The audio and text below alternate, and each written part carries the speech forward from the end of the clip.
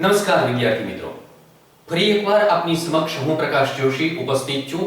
ધોરણ 10 અંગ્રેજી વિષય unit number 2 the human robot.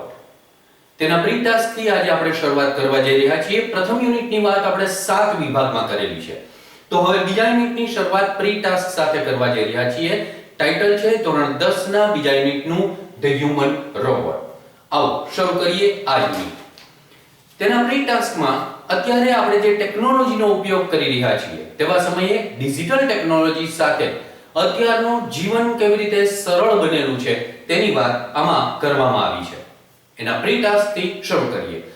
અહીંયા આપેલા તમામ રોબોટ્સની વાત છે અને આ તમામ રોબોટ્સ જે છે એ નેટની અંદર આપ નામ લખશો એટલે આપને સ્પષ્ટપણે જોવા મળશે. જો પહેલો છે એની શરૂઆત આ રીતે છે. પ્રી ટાસ્કમાં પહેલું, all of you must have used remote controls to operate a TV or a music player. આપણે બધા જ અત્યારના યુગની અંદર રિમોટ કંટ્રોલનો ઉપયોગ કરીએ છીએ, કાં તો કોમ્પ્યુટરને ઓપરેટ કરવા માટે, કાં તો ટીવીને ઓપરેટ કરવા માટે, અથવા તો અન્ય કોઈ પણ વસ્તુઓને ઓપરેટ કરવા માટે આપણે રિમોટ કંટ્રોલનો ઉપયોગ કરીએ છીએ. મ્યુઝિક પ્લેયરનો પણ કંટ્રોલ કરવા માટે આપણે તેનો ઉપયોગ કરીએ છીએ. Do you know how they work? શું તમે જાણો છો કે કેવી રીતે કામ કરે છે? એની ચર્ચા તમે માતૃભાષાની અંદર એકબીજાની સાથે કરી શકો છો. ભવિષ્યની અંદર જો તમારે સાયન્સ રાખવું હશે તો આવા પ્રકારના વિચાર મનની અંદર ઉત્પન્ન કરવા પડશે, ચર્ચા કરવી પડશે. બીજો પાર્ટ, પ્રી ટાસ્કનો પાર્ટ 2. એમાં રોબોટ્સ વિશેની કેટલીક વાત કરેલી છે. એમાં સૌથી પહેલા ઉપરના ભાગમાં આપેલું છે what do they do, એટલે કે શું ફંક્શન છે. તમારી સામે એ વાક્ય મૂકેલું છે what do they do. વાક્યનું ચેન્જ ધ વોઇસ કરવાનું છે. પહેલા યુનિટની અંદર કોઈ પણ WH ક્વેશ્ચન નું ચેન્જ ધ વોઇસ આપણે કરેલું હતું નહીં. અહીંયા તમારી સામે એનું ચેન્જ ધ વોઇસ કરી અને મૂકવામાં આવેલું છે. what is done by them. સાદા વર્તમાન કાળનું વાક્ય છે. what ને જ કર્તા બનાવવાનું છે. what ત્રીજો પુરુષ એકવચનનો કર્તા, સાદો વર્તમાન કાળ એટલે is to be નું રૂપ અને જે તે ક્રિયાપદનું ભૂતકૃદનનું રૂપ એટલે do નું ભૂતકૃદનનું રૂપ done અને by they ની કર્મ વિભક્તિનું રૂપ them એટલે વાક્ય બન્યું what is done by them. એ શું કરે છે, એનું ફંક્શન શું છે? એમાં પહેલું મોલે. મોલે નામનો જે રોબોટ છે એ શું કરે છે? જુઓ, લખે છે quality of life is majorly decided by the food we eat. અત્યારના સમયની અંદર સારામાં સારો ખોરાક આપણે લેવાનો પ્રયત્ન કરીએ છીએ. તો પહેલું જ વાક્ય તમારી સામે મૂકવામાં આવ્યું quality of life is majorly decided by the food we eat. Underline કરેલી છે ગુલાબી, તો એમાં પિંક કલરથી જે લીટી કરેલી છે એ આટલા પાર્ટ નીચે છે by the food we eat. તો એવો જે પાર્ટ આપેલો છે તો એમાં પ્રશ્ન કેવી રીતે બનશે? તો પ્રશ્ન બનશે how is quality of life majorly decided. How is quality of life majorly decided. આ એના ગુણને રજૂ કરે છે અને ગુણને જ્યારે રજૂ કરવાનો હોય ત્યારે how થી પ્રશ્ન બનાવવામાં આવે છે. કેવી રીતે એવો અર્થ થાય. પ્રશ્ન આવી રીતે બનેલો છે. Quality of life is majorly decided by the food we eat. આપણે જે ભોજન લઈએ છીએ એ ભોજન દ્વારા આપણી જીવનની ક્વોલિટીઝ એ ઉત્પન્ન થાય છે. In the modern world, અત્યારના યુગમાં, મોડર્ન એટલે આધુનિક યુગમાં, people want to eat good food but they don't have time to cook themselves.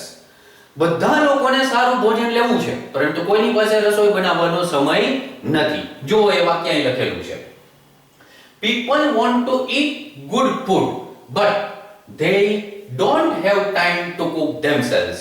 અહીંયા સંયોજક but નો ઉપયોગ કરી બીજું વાક્ય જોડવામાં આવેલું છે અને but છે ને કોન્ટ્રાસ્ટ ભાવ એટલે કે વિરોધ ભાવને રજૂ કરતું હોય તેવું વાક્ય કહેવાય. એટલે ફંક્શનની દ્રષ્ટિએ આવા પ્રકારના વાક્યને કહેવામાં આવે છે showing contrast. વિરોધ ભાવને રજૂ કરતું હોય તેવું વાક્ય. though થી બનતું હોય, although થી બનતું હોય, even though થી બનતું હોય કે but થી વાક્ય જોડાતું હોય, આવા તમામ પ્રકારના વાક્ય જો કે છતાં ને રજૂ કરે છે એટલે કે વિરોધ ભાવને રજૂ કરે છે અને એટલા માટે આ પ્રકારના વાક્યને શોવિંગ કોન્ટ્રાસ્ટનું વાક્ય કહેવામાં આવે. તમામ લોકો સારું ભોજન લેવા ઈચ્છે છે પરંતુ રસોઈ બનાવવામાં કોઈની પાસે ટાઈમ નથી.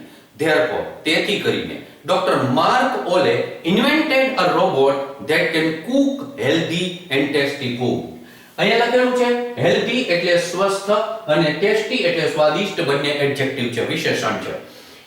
The robot can be operated by a smartphone. Doctor Mark ઓલીએ આ રોબોટનું નિર્માણ કરેલું છે, સર્જન કરેલું છે અને આ રોબોટ એ સ્માર્ટફોનથી ઓપરેટ થાય છે. And can cook food to be served at your convenient time. એ રસોઈ બનાવી શકે છે અને જે તે સમયે તમારા જે અનુકૂળ સમય હોય એવા સમયે એ તમારા માટે ભોજન પણ પીરસી આપે છે. હવે આવો જ એક બીજો રોબોટ જેનું નામ છે ન્યુરો આર્મ. ન્યુરો એટલે મગજને લગતું અને આર્મ એટલે હાથ. આ જે રોબોટ છે એ કેવી રીતે મદદરૂપ થાય છે? Neuro arm is designed to perform neuro surgeries related to nervous system. Nervous સિસ્ટમને ઉપયોગી હોય એવા માટે, એટલે કે મગજને લગતી શસ્ત્રક્રિયાઓ કરવામાં આ રોબોટ જે છે એ ઉપયોગી છે. Launched in 2007, 2007માં તેનો લોન્ચ કરવામાં આવેલો હતો અને the neuro arm is guided by a neurosurgeon with the help of digital images. અહીંયા એક વાક્ય લખવામાં આવેલું છે it can perform critical operations. જો અહીંયા આવે છે વાક્ય the robot can be operated it can perform critical operations with high accuracy. આ વાક્ય છે can સાથેનું. can સાથેની આ વાક્ય રચના એ can છે ને એબિલિટીને રજૂ કરે અને એબિલિટીને રજૂ કરતા હોય તેવા તમામ પ્રકારના વાક્ય ફંક્શનની દ્રષ્ટિએ કહેવામાં આવે છે showing ability. એબિલિટીને રજૂ કરતું હોય તેવું વાક્ય. ધારો કે આ વાક્યનું ચેન્જ કરવાનું કીધેલું હોય તો કેવી રીતના થાય? તો કે સહાયકારક ક્રિયાપદ can છે એટલે critical operations can be performed by it. Listen once again. ફરી એકવાર સાંભળો. Critical operations can be performed by it. આવી રીતે એ વાક્યનું પેસિવ પણ થાય, જે અહીંયા લખવામાં આવેલું નથી, માત્ર હું બોલેલો છું. ત્રીજો પાર્ટ છે સી સ્વોર્મ. સી એટલે સમુદ્ર અને સ્વોર્મ એટલે જીવડું, એટલે દરિયાનું જીવડું એવો અર્થ થાય. Sea swarm works as a fleet એટલે નૌકાદળ, કૌંસમાં આપેલું છે જે તમે સમજી શકશો, and collects and removes oil from the sea surface. એક વાક્ય લખેલું છે sea swarm removes oil from the sea surface. માત્ર ઓઇલ નીચે અંડરલાઈન કરેલી છે. આ અંડરલાઈન માંથી પ્રશ્ન બનાવવાનો છે તો ઓઇલ એ નિર્જીવ કર્મ થયું કહેવાય અને નિર્જીવ કર્મ થયું કહેવાય એટલે પ્રશ્ન વોટ ટી બટ નેચરલ બનશે. સાદો વર્તમાન કાળ છે એના ઉપરથી does થી સકર્મક ક્રિયાપદ છે અને એક્ટિવ માં છે એટલે does થી એ વાક્ય બનશે what does sea swarm remove from the sea surface. આમ તેનું what સાથેનો પ્રશ્ન બનશે. Sea swarms works as a fleet and collects and removes oil from the sea surface. દરિયાની સપાટી ઉપરથી એ આવું જે ઢોળાયેલું તેલ છે એટલે કે અલગ અલગ પ્રકારના પેટ્રોલિયમ પદાર્થો છે એને દૂર કરવાનું કામ કરે છે. The small size robot is designed in such a way. આવા નાનકડા કદનો આ રોબોટ એવી રીતે બનાવવામાં આવ્યો છે કે that it can operate without human support. કોઈ પણ પ્રકારના માનવ સપોર્ટ વગર એ કાર્યરત થઈ શકે છે. With the help of GPS નો ઉપયોગ એટલે ગ્લોબલ પોઝિશનિંગ સિસ્ટમ થી એને ઓપરેટ કરવામાં આવે છે વાઈફાઈ નો ઉપયોગ કરીને. In the sea it can protect precious aquatic એટલે દરિયાઈ જે જિંદગી છે એ aquatic life કહેવામાં આવે from the danger of oil spill. જે દરિયાની અંદર ઓઇલ સ્પિલ થતું હોય, ઢોળાવું, સ્પિલ એટલે ઢોળાવું, દરિયાની અંદર જે આવા પેટ્રોલિયમ પદાર્થો ઢોળાતા હોય એને દૂર કરવા માટે, જેને પરિણામે અત્યંત મૂલ્યવાન એવી સમુદ્રી જીવ સૃષ્ટિને બચાવી શકાય તે માટે આનું નિર્માણ કરવામાં આવેલું છે. ત્યાર પછીનો ચોથો જે પાર્ટ છે એ છે ડેપ્થ એક્સ. આ એક અલગ પ્રકારનો રોબોટ છે, આ પણ એક રોબોટ જ છે અને એક અલગ પ્રકારની કામગીરીમાં સંયોજાયેલો છે. જુઓ, deep phreatic thermal explorer is an underwater research robot. એનો અર્થ એ થયો કે આ એક અંડરવોટર રિસર્ચ રોબોટ છે. પાણીની અંદર જઈ અને સંશોધન કરે છે. કેટલાક વાક્યોનું કે શબ્દોનું ગુજરાતી કરવાનું હોતું નથી. એટલે ડીપ ફ્રેયાટિક થર્મલ એક્સપ્લોરર. તમે એમ કહેશો કે આનું ગુજરાતી શું થાય, તો હું એમ કહીશ કે કાંઈ નહીં, એનું ગુજરાતી એ જ રાખવાનું, એટલે કે એને અંગ્રેજીમાં જ સમજવાનું. પણ એનું કામ છે આ ડેપ્થ એક્સ નામના રોબોટનું એ દરિયાઈ પાણીની અંદર જઈ અને સંશોધન કરવાનું. It can measure under water space. એ દરિયાની અંદરની જગ્યાનું સંશોધન કરે છે. It was design to study under water life. જમીનની અંદર તો ઘણું બધું છે, પણ દરિયાની અંદર એનાથી પણ વિશેષ છે. એટલે એની અંદર દરિયાઈ પાણીની અંદર સંશોધન કરવાનું કામ એ આ રોબોટનું રહેલું છે. એન્ડ ટુ કલેક્ટ સેમ્પલ્સ, અને અંદર જઈ અને એ સેમ્પલ્સ એકત્રિત કરે છે. The depth X project was funded by NASA. આ પ્રોજેક્ટ જે છે આ જો it was design to study under water life. આ વાક્ય જે તમારી સામે મૂકવામાં આવ્યું એમાં લાલ રંગની લીટી કરવામાં આવેલી છે. એટલે two study under water life. આટલો પાર્ટ જો જવાબમાં જોતો હોય તો પ્રશ્ન કેમ બને? તો કે why થી પ્રશ્ન બને.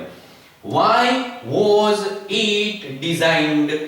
એ શા માટે સર્જિત કરવામાં આવેલ છે? પેસિવમાં વાક્ય છે, પ્રશ્ન પણ પેસિવમાં છે. હવે two study under water life એટલું જ ખાલી પાર્ટ જુઓ તમે તો એ એનું કારણ બતાવે છે, અને કારણ બતાવે છે એટલા માટે એ રીઝનને રજૂ કરતું ફંક્શનની દ્રષ્ટિએ વાક્ય કહેવાય. The DepthX project was funded by NASA. અમેરિકાની જાણીતી એવી અવકાશ વિજ્ઞાન ઉપર સંશોધન કરતી સંસ્થા છે NASA. એના દ્વારા એને ફંડ આપવામાં આવેલું છે, એટલે કે પૈસા આપવામાં આવેલા છે, with the goal of developing technology that can explore the ocean of Jupiter's moon. જુપિટરના જે મૂન છે એના ઉપર દરિયો છે, અને એ દરિયાનું અંદર જે પાણી છે એમાં શું શું છે એનું સંશોધન કરવાના હેતુ સાથે આ ડેપ્થ એક્સ નામના રોબોટનું નિર્માણ કરવામાં આવેલું છે. અને છેલ્લું મિલો એક અલગ પ્રકારનો રોબોટ છે. આ જે રોબોટ છે એ સ્પાઇકી હેર ધરાવે છે. સ્પાઇકી નો મતલબ થાય ઓણીવાળા. અત્યારના યુગમાં જેમાં જુવાનિયાઓ બધા જે યંગ પીપલ ને તમારા જેવા ટીનેજર્સ છે જે આમ સ્પાઇકી હેર રાખો છો ને એવા સ્પાઇકી હેર છે, અને તમને ગમે એવા હેર છે. Robot that looks like a kid, કે જે બાળક જેવો જ દેખાય છે, દેખાવમાં પણ એનો આમ લુક છે એ એકદમ બાળક જેવો છે. helps differently abled children, પણ એ મદદરૂપ થાય છે જે ફિઝિકલી હેન્ડીકેપ્ડ બાળકો છે, મેન્ટલી થોડા ઘણા હેન્ડીકેપ્ડ બાળકો છે, એને મદદરૂપ થવાના હેતુ સાથે આ મિલોનું નિર્માણ કરવામાં આવેલું છે. અભ્યાસની અંદર એ મદદરૂપ થાય છે. It has a face like humans. એનો ચહેરો પણ બાળક જેવો જ છે, માણસ જેવો દેખાવ ધરાવે છે. અને it can make expressions too, અને સાથે સાથે ચહેરા ઉપર અલગ અલગ પ્રકારના ભાવ પણ રજૂ કર્યા છે. એને દુઃખ થાય છે, એને સુખ થાય છે, એને આનંદ થાય છે, આવું બધું જ થાય છે. It helps many children. એ ઘણા બધા બાળકોને હેલ્પફુલ થાય છે. Families and brings happiness in their lives. ઘણા બધા ફેમિલીને મદદરૂપ થાય છે, અને સાથે સાથે એમના જીવનની અંદર એક આનંદનો માહોલ ઉત્પન્ન કરવાનો આ મિલો પ્રયત્ન કરે છે. The meaning of the name Milo is merciful. merciful એટલે દયાળુ. આ જે રોબોટ છે એ દયાળુ છે. તો આ રીતે 5 વિભાગ પ્રી ટાસ્કની અંદર 5 અલગ અલગ રોબોટનો પરિચય તમને આપવામાં આવ્યો. હવે એ રોબોટના માંથી આપણે જે પ્રશ્ન પૂછીએ છીએ એઝ યુઝ્યુઅલ, તો આ પ્રશ્ન તમારી સામે હું મૂકું છું હોમવર્કની અંદર, જે તમારે તૈયાર કરવાના, જવાબો તૈયાર કરવાના, અને તમારા જે શિક્ષક હોય અંગ્રેજી વિષયના એમને એ જવાબ બતાવવાનો પ્રયત્ન કરજો. આ પ્રી ટાસ્કની અંદરથી તમને કાંઈ પણ પ્રકારના પ્રશ્નો થતા હોય, અથવા તો આપણે જ્યારે અભ્યાસ કરતા હોય તેવા સમયે તમને કોઈ પણ પ્રકારના પ્રશ્ન થતા હોય, તો અહીંયા મારો મોબાઈલ નંબર પણ લખેલો છે 9425539390 9428535390. આના ઉપર તમે WhatsApp કરી પ્રશ્ન પૂછી શકો છો. અહીંયા જે પ્રશ્નો તમારી સામે મૂકવામાં આવેલા છે જેનું ગુજરાતી હું કરીશ નહીં, તમારે કરવાનું. Who invented mole? પહેલામાંથી પ્રશ્ન પૂછ્યો છે. બીજો, what is the function of neuroarm? આ બીજો. ત્રીજો ક્વેશ્ચન છે what does sea swarm do? Fourth question, which American institute funded the DepthX? And fifth one and the last question is how does Milo help? આ 5 પ્રશ્નના જવાબ લખવાનો પ્રયત્ન કરજો. તમારા અંગ્રેજી વિષયના શિક્ષકને એ બતાવવાનો પણ પ્રયત્ન કરજો. હવે પછી પાછા યુનિટમાં આગળ વધીશું, ત્યારે ફરી એકવાર આપની સમક્ષ ઉપસ્થિત થઈશ. ત્યાં સુધી રજા આપશો. આભાર.